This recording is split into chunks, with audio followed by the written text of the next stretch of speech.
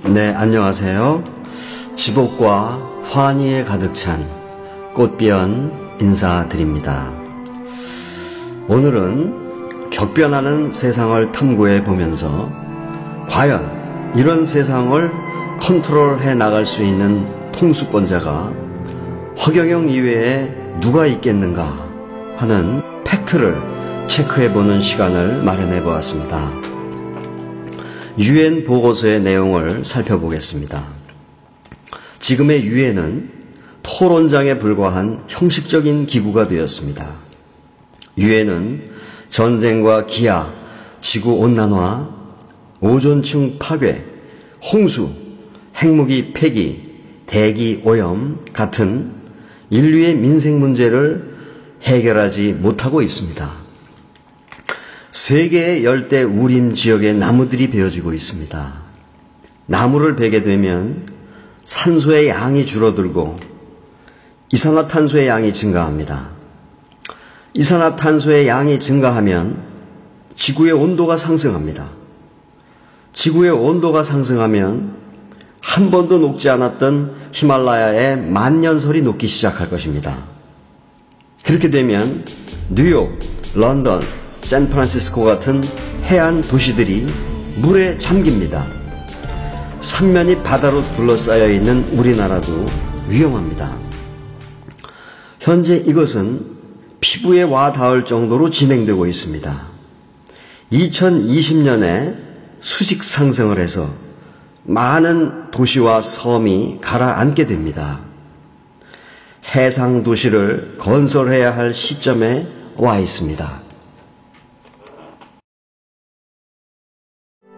중국 사막을 오아시스로 만들어야 한다는 얘기가 허황된 소설이 아닙니다.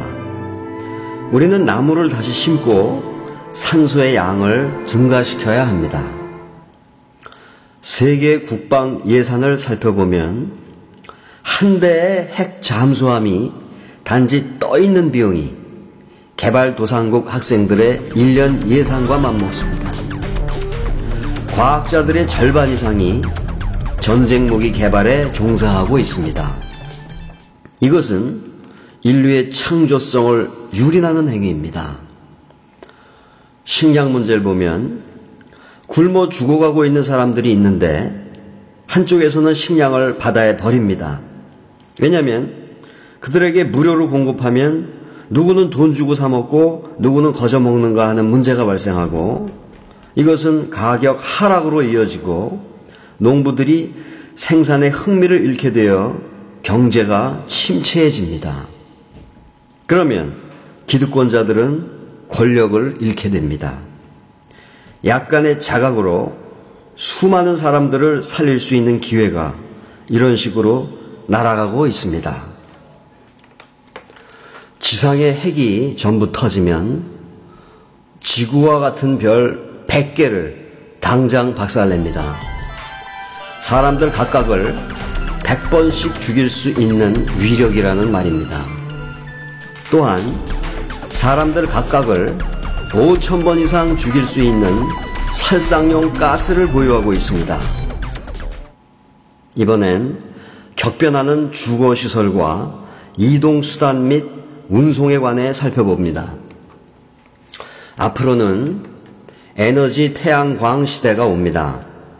석유가 의미가 없어집니다.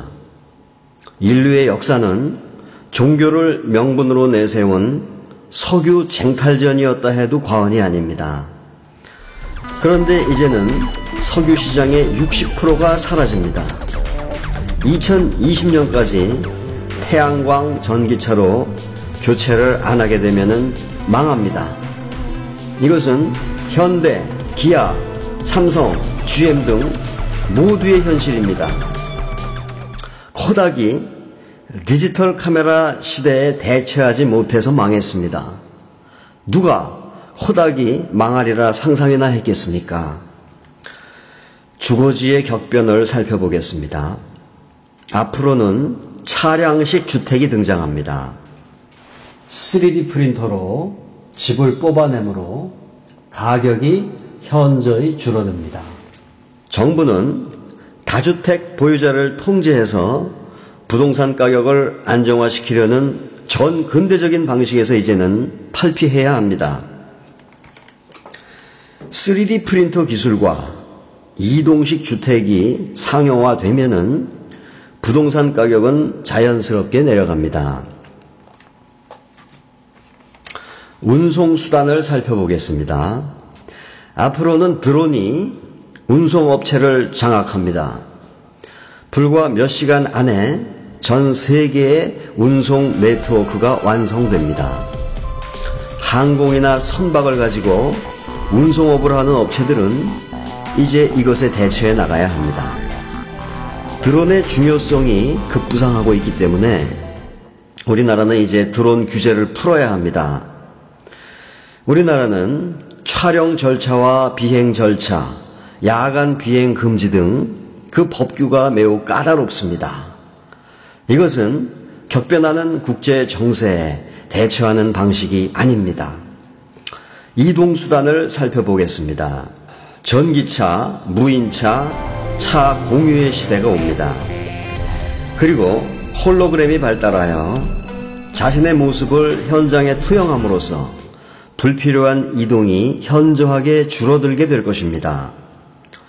또한 인공지능의 발전으로 법관, 의사, 정치가와 같은 직업이 소멸합니다. 인공지능이 그들의 결론보다 훨씬 더 정교하고 현실적인 방책을 내놓게 되기 때문입니다. 그리고 상대적으로 과학자가 증가합니다. 또한 온라인 가상국가 시대, 소위 비트 네이션 시대가 옵니다. 이 나라가 마음에 안 들면 온라인상으로 다른 나라의 시민이 되는 것입니다. 이것은 시민 쟁탈전으로 이어지게 될 것입니다. NC소프트, 넥슨 같은 게임 업체들은 가상국가 시대의 시스템으로 그 방향을 전환해야 살아남게 될 것입니다. 살상의 주제를 놓고 장비를 업그레이드하게 하여 유저들을 페인 만들어서 돈 버는 시대는 끝났다는 얘기입니다. 이런 급변은 일자리 소멸로 이어지게 되어 국민 배당제의 필요성을 더욱더 절박하게 할 것입니다. 누가 그 예산을 마련할 것이며 누가 이런 지식의 폭발 시대를 대처할 수 있겠습니까? 허경영이 대통령이 되어 유엔 본부를 판문점으로 옮기고 세계 통일을 하게 되면 모든 국가의 군대와 무기는 세계 정부에 양도됩니다. 그리고 무기 제조 기술은 창조적인 목적으로 변화하고 군인들은 창조적인 작업에 종사하게 될 것입니다.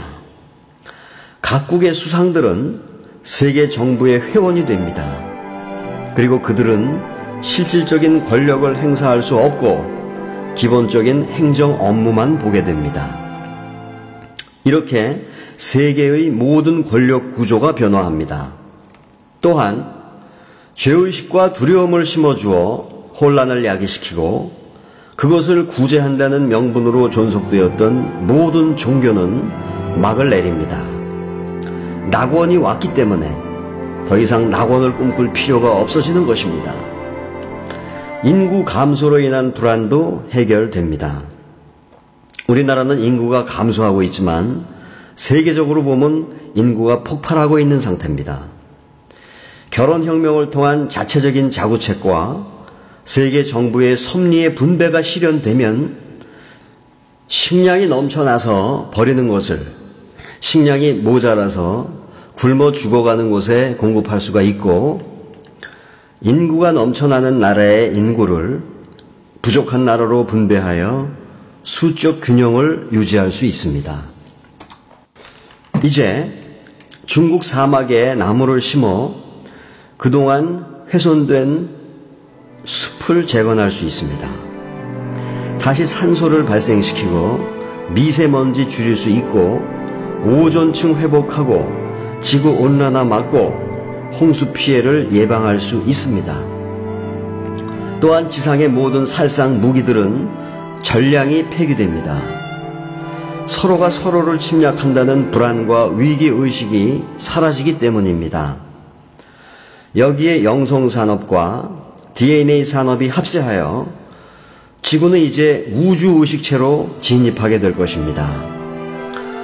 작은 이슬이 바다에 떨어져 이제 그 이슬은 바다가 되는 것입니다. 이것을 이룰 사람은 오직 허경영뿐입니다. 이것이 바로 저의 결론입니다. 감사합니다.